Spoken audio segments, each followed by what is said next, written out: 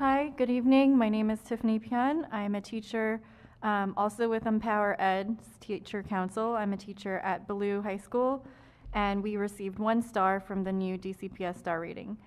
I was very disappointed when I looked into the technical guide on metrics because it was unclear how exactly the raw scores were calculated. So I saw that there were measurements in decimals, and then there's a star rating.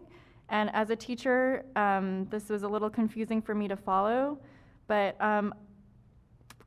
I think that there must be some sort of distinction between the at-risk students and the students that come from really low socioeconomic statuses, especially in a school like Ballou where the majority, if not all of the students come from poverty. Comparing that school with a school maybe downtown Northwest, it seemed like a subjective process. So last year, our principal was fired abruptly, and we now have a new principal, and there's a high teacher turnover at Ballou, and none of these things are accounted for when someone, like a parent, is deciding whether to send a child to a charter school or a DCPS school. Although we do have a high level of absenteeism, that is not indicative of our students' potentials to succeed. And what occurred at Ballou is the result of external decisions to hire or fire people, and also and none of that data or anecdotal data is reflected in a star rating.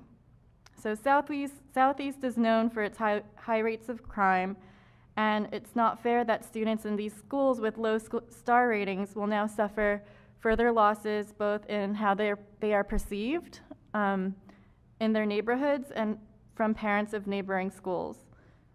I think that the low ratings will perpetuate negative stereotypes without clear explanations or details, which goes against a more nuanced approach that we try to teach our students when we instill critical thinking skills.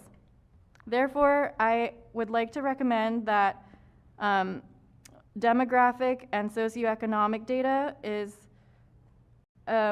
controlled for better in these metrics, and that you can have more like variables comparing apples to apples and oranges to oranges, and perhaps I recommend outsourcing the whole evaluation system to a third party that's not within the school system.